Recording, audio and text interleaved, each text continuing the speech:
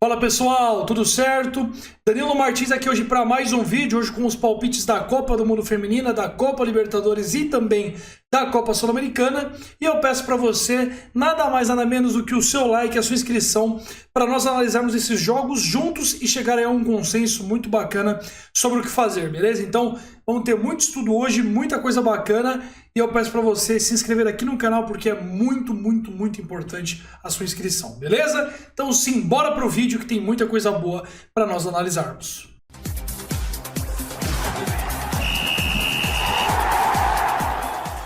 Então pessoal, começando aqui pela Copa do Mundo Feminino, onde nós teremos Colômbia e Jamaica, e é um jogo que eu não tenho apostas, tá? Logo de cara eu já falo para vocês. Colômbia passou com 6 pontos na primeira fase, né? Conseguiu vencer a Coreia do Sul e a Alemanha e perdeu para o Marrocos. E a Jamaica conseguiu empatar com duas seleções gigantes aí, Brasil e França, o que, claro, deu um grande crédito à seleção jamaicana para a próxima fase, que é as oitavas de final. Quem passar aqui pega a Inglaterra. E olha, por que eu não faço nada, né? As condições estão em torno de 2,07 para a Colômbia, 3,99 para a Jamaica. E o grande ponto aqui é que eu não tenho muito conhecimento sobre as seleções. Então, assim, eu não consigo imaginar esse confronto acontecendo na minha cabeça e um cenário que me dê, vamos dizer assim, uma análise palpável para passar para vocês. E como eu tenho muita responsabilidade aqui, às vezes é melhor não fazer nada do que mandar uma aposta e ser head. Por isso que eu tô fora aqui. Agora eu vou passar palpite também de todos os jogos que eu passar aqui para vocês, mesmo que eu não tenha bet, tá? O meu palpite aqui, pelo que eu estudei e analisei, 1-0 Colômbia no tempo normal, eu acho que é o meu palpite aqui, acho que é uma boa investida se vocês forem aí fazer bolão de amigos, 1-0 para a Colômbia. No próximo jogo nós teremos França e Marrocos, e aqui sim eu tenho uma aposta para passar para vocês. Marrocos é uma seleção que, foi uma surpresa gigantesca, acho que estava 41 para o Marrocos passar de fase na primeira fase, e elas conseguiram passar com vitórias surpreendentes sobre Coreia do Sul e sobre Colômbia, mesmo largando com 6-0 sobre a Alemanha. E para vocês pasmarem ainda mais, a Alemanha caiu na primeira fase, tá? Então a Alemanha viu uma seleção que ela goleou por 6-0 passar e ela mesma cair de fase logo na primeira fase. Quem passar aqui pega a Austrália, então terá um confronto duro pela frente. E a França começou ali sonolenta contra a Jamaica 0-0, mas venceu o Brasil e goleou o Panamá e conseguiu alcançar o primeiro lugar para pegar aí o Marrocos, que ficou em segundo do seu grupo. Aqui eu acho que é muita diferença, viu, gente? Por mais que o Marrocos tenha se classificado, é muita diferença, muita mesmo, tá? Então aqui eu vou de França menos 1,5/2, ou famoso menos 1,75. Se a França ganhar por 2 gols, nós teremos metade da aposta ganha. Se a França vencer por 3 ou mais gols, nós temos nossa aposta inteiramente ganha. Se a França vencer por 1 gol, empatar ou perder, nossa aposta será perdida. Gosto bastante desse handicap, acho que a França é muito superior aqui. E o Marrocos também, assim, por mais que tenha conseguido vencer Coreia do Sul e Colômbia, são duas seleções que ele venceu que são muito diferentes do nível de enfrentamento. Quando o Marrocos pegou uma seleção um pouco mais forte, como a Alemanha, tomou de 6-0. Por isso que eu vou aqui na França, menos 1,75, pagando 1,70 nas asiáticas neste momento. Na Copa Libertadores da América, começando aqui com a nossa análise nos jogos da Copa Libertadores, nós teremos Fluminense e Argentinos Júniors, um confronto aí para lá de acirrado. Após nós temos o Fluminense empatando na Argentina por 1-1. O Fluminense não terá o Marcelo para a partida, mas os Argentinos Júniors não terá vários jogadores de qualidade no seu elenco, tá? Não terá o goleiro que foi expulso, não terá o jogador que foi machucado lá, que eu não lembro o nome, e não terá a estrela do time que eu também não me lembro o nome, me falhou agora aqui. Tinha estudado e me falhou.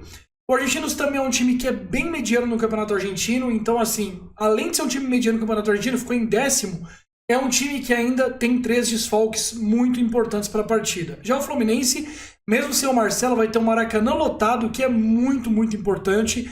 E tem um time que, em termos de futebol brasileiro, é muito superior ao que a gente encontra no futebol argentino hoje. Investimento, qualidade, técnica falando, né? Então assim, por mais que os argentinos consigam equiparar na qualidade tática, ainda assim é muita dificuldade ver uma partida dessa aí e não ir no Fluminense, tá? Então por isso que eu vou de Fluminense para vencer aqui o Argentinos Júniors, pagando 1,70. Essa é a minha aposta para o confronto.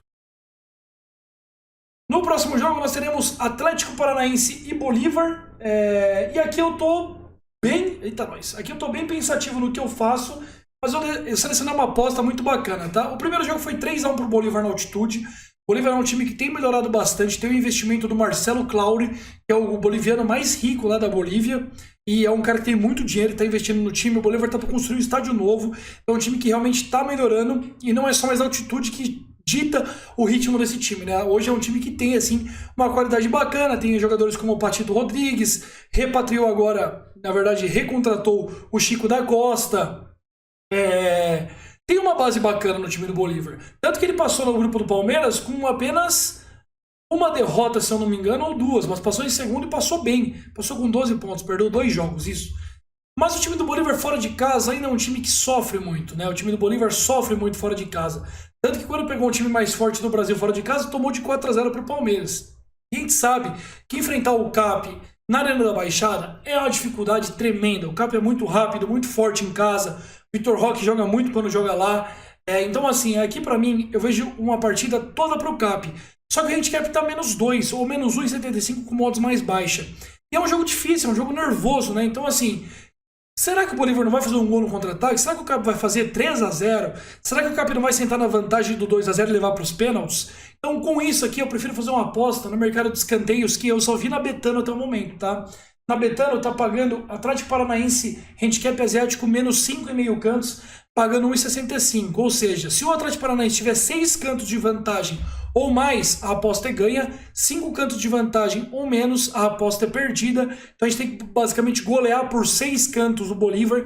E o porquê dessa análise, né? Como o CAP perdeu por 3-1 na Bolívia, espera-se que o CAP vai pressionar muito o Bolívar, muito mesmo. E como a distância do Bolívar é grande no placar, a gente tem uma capacidade de o CAP atacar até fazer 2-0 muito alta, tá? Então assim, pode acontecer do CAP fazer 2-0 nos 5 primeiros minutos? Pode. Só que assim, é muito difícil, tá? É muito difícil acontecer isso. Então a gente vai ter um caminho ali percorrendo para o CAP fazer 2 gols de vantagem.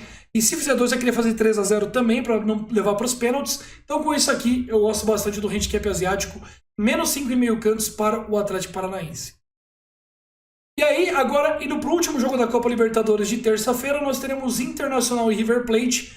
O Inter perdeu por 2-1 na Argentina e agora recebe os argentinos para tentar dar a volta por cima. A diferença técnica aqui é grande, tá? O Inter não tem jogado bem. Ó, você pode ver, nos últimos 3, 6, 7 jogos não conseguiu vencer nenhum.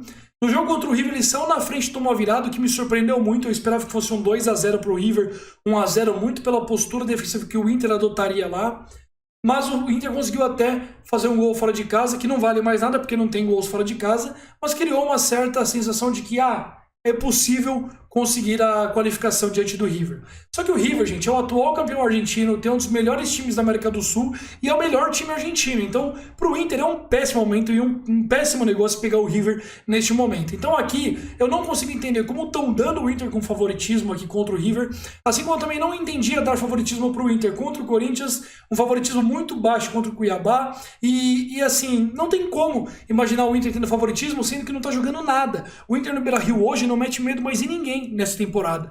Então assim, com isso, eu vou de River ou empate a 1,60. Acho uma cotação de extremo valor perto do que a gente tem dessas equipes jogando bola. O River hoje é muito mais time que o Inter e dá uma dupla chance para um jogo nervoso como esse, onde o Inter vai ter que abdicar um pouco da defesa para atacar. Eu acho que é uma aposta muito boa e eu vou aqui de River ou empate pagando 1,60.